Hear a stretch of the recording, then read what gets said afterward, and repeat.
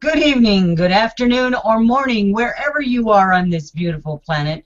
This is Rebecca Jernigan coming to you live from the heart of America to around the globe. And welcome to Journeys with Rebecca from Project Camelot TV Network. It's going to be a really fabulous show tonight. The most spectacular guest, Robert Salas. He's written, his latest book is called Unidentified, the UFO Phenomenon. How world governments have conspired to conceal humanity's biggest secret. A little bit about Robert. This is based off information that Robert actually sent to me. He was a graduate of the U.S. Air Force Academy, class of 1964. He served 7 years active duty until 1971. While there, he worked as a weapons controller. He flew target drones. He commanded intercontinental ballistic missiles as a launch officer and also worked as an Air Force missile propulsion engineer in the Titan III program. Now, in 2005, he published the book Fated Giant with co-author James Klotz, which details his UFO incident while he was stationed at Malmstrom AFB in Montana in 1967. On September 27, 2010, he co-sponsored a press conference at the National Press Club in Washington, D.C., where he and 6 other ex-military witnesses testified to the reality of the UFO incidents at U.S. nuclear weapons bases, and in May 2013, he participated in a citizens' hearing on disclosure at the National Press Club in Washington, D.C.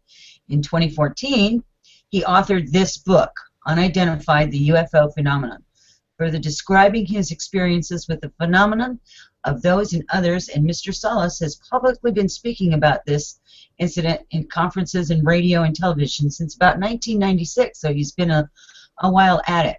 Now, just so that everybody knows, is that I'm going to give to you a little bit more information, and I'm going to read a little bit from his book, because it's really important that you understand the mindset of Robert and why he's doing this. But in 1969, the U.S. Air Force finally managed a way to permanently avoid responding to the public about the many significant UFO-related incidents that had been reported to them. They issued a statement saying no UFO reported, investigated, and evaluated by the Air Force was ever an indication of threat to our national security. Unless the Air Force considers the disabling of 20 nuclear missiles by unknown forces as not being a national security issue, the statement constitutes an official lie. It has been proven untrue by the testimony of many military officers and airmen and documentation of incidents involving UFOs and nuclear weapons. These were testimonies of which the U.S. Air Force was fully aware. Unidentified presence, many of these testimonies, some of them for the first time. Now, as a partial justification for its position, the Air Force cites the University of Colorado study that was contracted and paid for by federal funds. Unidentified reveals how this study was truly a part of a conspiratorial plan to cover up the reality of the UFO phenomenon. Evidence is revealed for the first time that the investigators for the Colorado study knew about the UFO-related missile shutdown incidents, but did not investigate them, nor did they include them in their report. So that was part of what you're going to be listening to and watching tonight. And the rest of this is a preface from his book, Unidentified, the UFO Phenomenon. I feel obligated to write this book, partly because it is about injustice. Like many of you, I've had my share of living with injustice. Like many of you, I have observed too much intolerance, greed, self-gratification, disrespect, violence, and hatred. You are my brothers and sisters. This is my planet. This is my country and my government, and this is my life, and I'm going to try to do what I can to reveal the truth and to help bring about more understanding and mutual respect to that, so that we can continue to evolve together to a higher plane of existence. Only then will we be ready to fully accept the reality of the universe that is teeming with precious life, as is our planet. I want to welcome everyone, Robert Salas, to the show. Hello, Robert, and welcome. Hi, Rebecca. It's great to be with you. Thanks for framing my story the way you did. I think that's a great lead-in for our discussion. Well, you know, I I sat here and thought about this for a few days, Robert, because the information really is so valuable. It truly is. And I thought, now how do I condense this so that I'm, you know, making this so that the audience can fully understand? And I thought, you know, I'm not going to condense it too much. I'm gonna read your bio in part. I'm going to read the press release that you have for your book, and then I'm going to read the preface of your book, because it really does speak to the content of the book as well as to the man who wrote it and why you wrote it. And I thank you, first of all, for those sentiments, and having just a short period of time here to kind of get to know you. You know, my hat's off to you, Robert, for the fabulous job that you've done and that you're going to continue to do and that you're doing here in this show tonight. And again, I can't thank you enough for being here. So let's talk a little bit about your book. Let's get right into it. I'm just ready. Sure. Just ready. You bet. Where do you want to start? Yeah, I just want to make the statement that what I wrote is really what motivates me. The truth of this matter, and trying to get our government to acknowledge the truth, of course, but more than that, inform the public, and that's what I've been trying to do for these 20 years or so. Speaking at conferences and etc. I just want to inform the public that this is a reality. It's not something science fiction. It's not Star Wars. It's what's really happening. Well, I want to talk a little bit of, especially the very first part of the book. Pardon me. The very first part of the book, you give a background information as to where you were at and what you were doing. Mm-hmm. Started out as kind of a mundane, regular kind of a night. Surely didn't end up like that.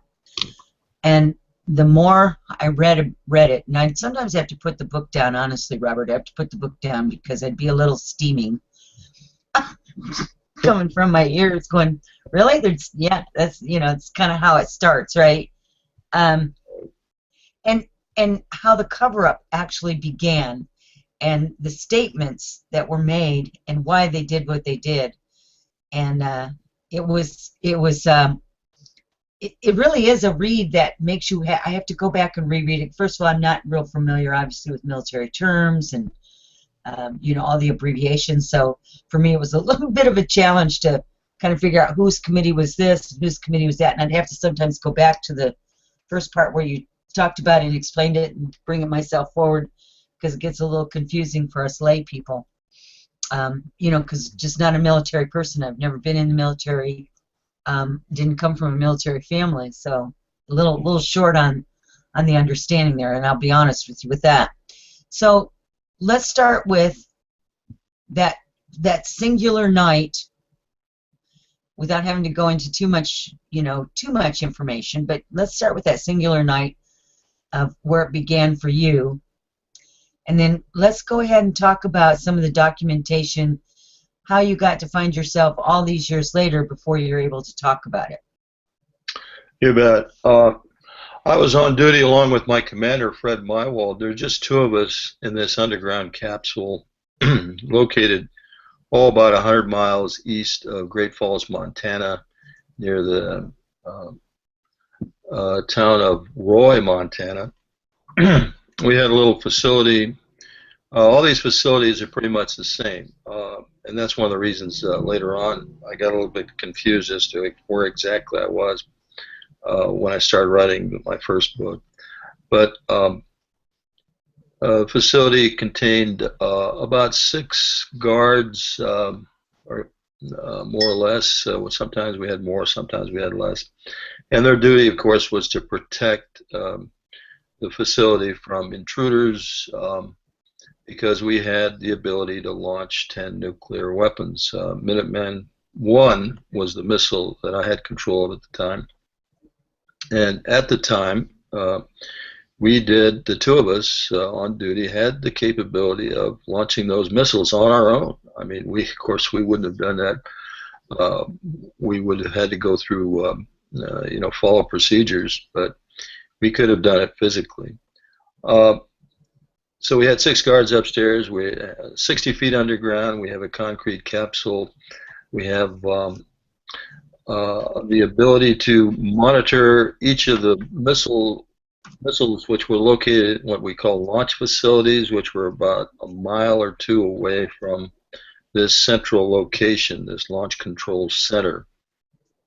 We called ours was called Oscar Flight, and so to get to the chase, I was on duty. My commander was taking a little brief rest break. We had a little cot down there. And I get a call from the topside guard. He says, "Sir, we're seeing some strange lights in the sky. They're moving very fast, making odd maneuvers, stopping on a dime, reversing course, turning 90-degree turns." And he said they were not aircraft that he knew of. And I just was kind of flabbergasted. I said, "You mean like UFOs?" Because we did have reports in the local newspaper, the Great Falls Tribune, of UFO sightings by a local population from time to time. And so I was just kind of kidding about that, but he said, "Well, I can't explain it, sir. I just want to report these lights." And so I said, "Okay, let me know when something more significant happens." I hung up the phone on him, went back to my book, and about 5 minutes later he calls back. This time he's screaming into the phone. He's obviously frightened. He's yelling that he's got the guards out there with their weapons drawn. He's looking out at the front gate and says there's a large oval-shaped reddish-orange light that's hovering just above the front gate, and wanted me to tell him what to do because he was just completely beside himself, very frightened. And I didn't know what to tell him. I think I told him to make sure nothing comes inside the gated area, fenced area. And he hung up the phone. I went to tell my commander about the 2 calls, and I had the sinking feeling something was going to happen, but I didn't know exactly what. I mean, we could have been under some sort of a terrorist attack. So I wake my commander up and start to tell him about the phone calls, and all of a sudden we get a lot of bells and whistles going off inside the capsule. I look over at my panel, which shows the status of the missiles, and sure enough, they start going offline, going from a green go status to a red no-go status. And 1, 2, 3, 4, 5, all 10. All 10 went down while this object was still above us, because I just hung up with the guard. And so we went through our procedures. We also had a couple of security lights on, and so I called back upstairs. He said the UFO had just took off, and so I had to send a couple of crews out to 2 of the sites because we had security alarms that indicated incursion in 2 of the launch facility areas. And so when they went out there, they reported back seeing these objects above those 2 sites. So the next thing of import was my commander turned to me and said he had just reported the command post that we had lost all 10 missiles. And by the way, we're getting the same message. We had a way of querying the system of what the fault was, and we got the same message: guidance and control system failure on each of the missiles. Anyway, he turns to me and says that the same thing happened in another flight. Now, at that time, I thought he meant that evening, but it had happened actually about 8 days earlier, and that was the Echo flight incident.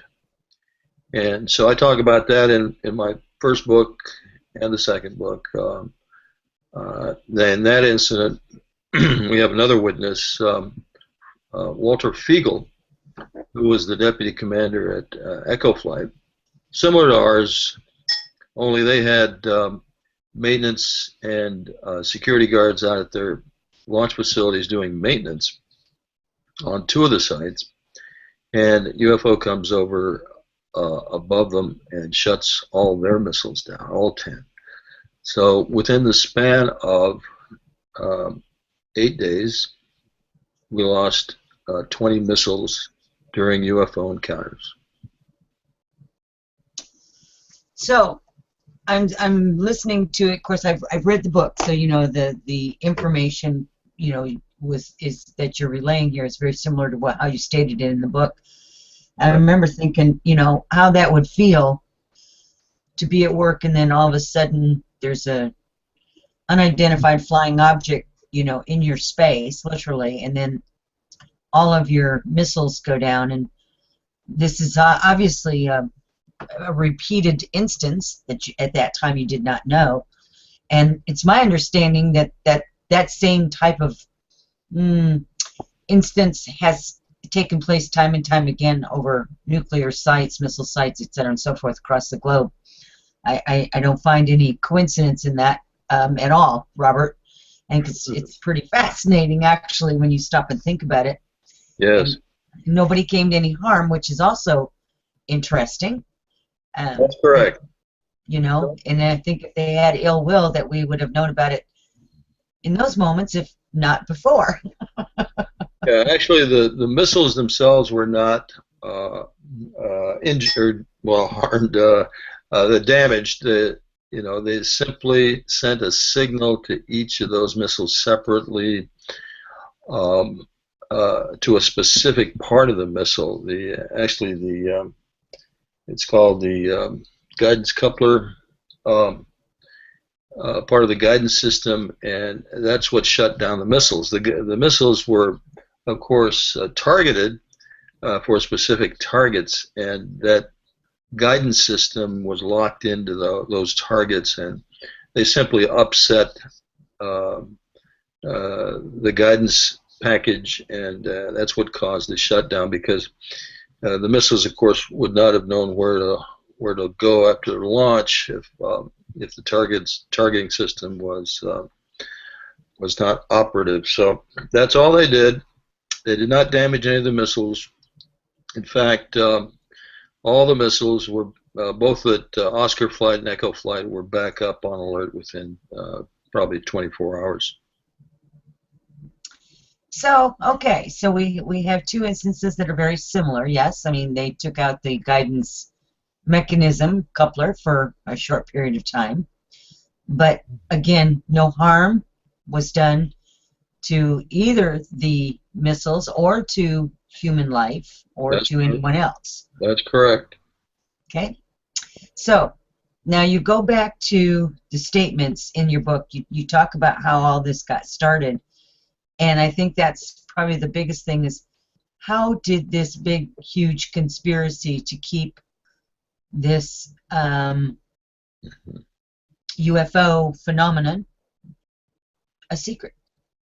Started with these incidences, and there was some before then, but there was a whole mechanism in place there, if I'm not mistaken, with the way that you presented that. And I think that's a little bit of how I want you to get into that, so that people can really see what it took to get that to the point of where it is today, and how that could have just, exponentially grown all by itself. Right. Let me just mention one more incident, because Sure. It was probably November of 1966 at Minot Air Force Base. That's in North Dakota, just above, next to Montana, rather. David Shendelly talked about that during the Disclosure Conference in 2013 in Washington, D.C. But he had replaced a crew, that had experienced a similar incident to mine. So that was 1966. The reason I mention that is because in 1966, the U.S. Congressional, I think it was a closed door hearing, a congressional hearing on the UFO question. And during that hearing, it was decided that because of the complaints by the public of wanting more information about a particular incident that happened in Michigan in 1966, the Air Force went ahead and said, "Well, we're gonna do a scientific study of this phenomenon, and we report back." So that's where the Condon investigation started. And the investigation began in August of 1966. And again, I go into this in great detail in my book, but I'll try to condense it as much as I can here. Absolutely. So Condon, who had no experience on the UFO question, of course, was non-believer, and so was his deputy. Let's see, his deputy, I forgot his name now, but his deputy was also a non-believer, and actually had written a letter to Condon and said he didn't believe the whole thing, and that our job was really to show how this was something that shouldn't really interest us.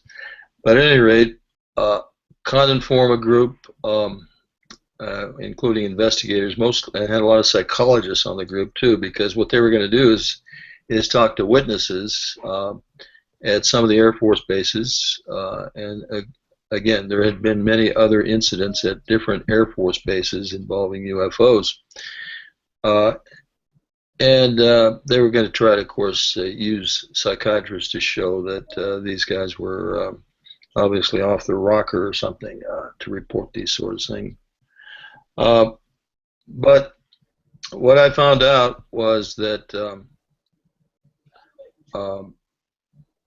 the Air Force found out about the Oscar and Echo flight incident because a man by the name of Ray Fowler, I don't know if you ever heard of Ray Fowler. I have. He wrote a book called The Andreessen Affair, and he was involved with helping Betty Andreessen disclose her experience. But Ray Fowler was working for Sylvania at the time of the incidents at Malmstrom Air Force Base. And he had people in the field that were working for him because they had an electrical contract on the missile system. And he was told by those contractors that, yes, indeed, they saw UFOs themselves, and that these shutdowns of missiles was during UFO sightings. And so Condon reported this to the, Fowler reported this to the Condon Committee, and their chief investigator, man by the name of Dr. Roy Craig, comes out and gets the information from Fowler. Actually, Fowler gives them names and phone numbers of people to contact, the people that actually saw these things. And he goes out to Malmstrom Air Force Base, this Dr. Roy Craig, who is supposed to be the chief investigator for the Condon Committee.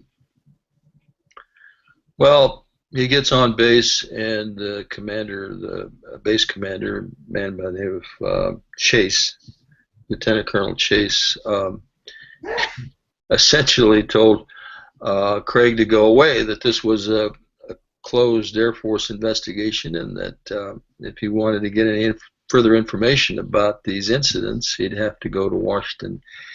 And it turns out that the only person on the Condon Committee that could review classified information was this Dr. Lowe, who was the deputy to Condon, who had already stated he didn't believe in the UFO phenomenon. He stated that publicly. And then, so they never really got to see the analysis or the results of the investigation of the Oscar or Echo missile incidents. So there was definitely a cover-up there. I go through a lot of detail, and of course I've got letters and backup information to back all this up. Right, and in your book, it really does go into an extraordinary amount of detail there. So right away, what we have here, Robert, is we have somebody that already had bias or prejudice, or certainly a belief system, or maybe it was just what he was told to believe in, and that's how he followed, whatever the case may be, the gentleman that was ahead of this organization, and so there it begins, right? You need just one person to be in charge of it that doesn't really want to put in the effort, and it was really from the get-go. It just sounded like to me that, well, here's a pretty little picture we're going to put out here and let everybody look at it, but it's not really the real thing. We've photoshopped it, kind of a thing. It's not even for real. That's and your explanation in the book is extremely involved, in depth, and detailed oriented as far as dates and names and people and who belonged to what and who did what. It's actually pretty fascinating with all the people that were involved in this and how it started with this one person. And I'm sorry, I forget his name again.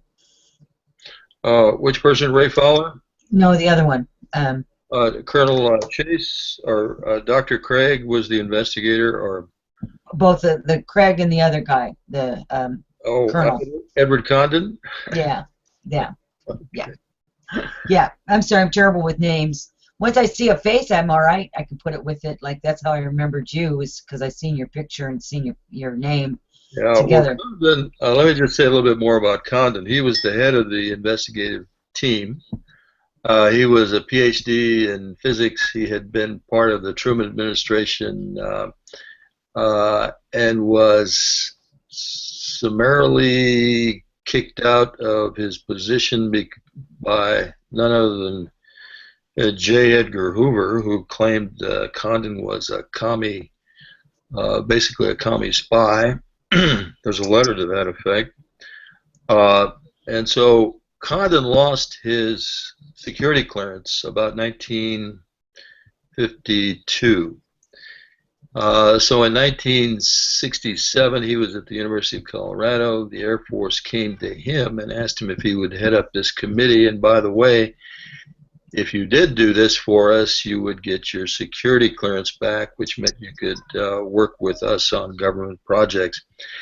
And I wanted to point that out in the book because right there was conflict of interest, let's say, at the least.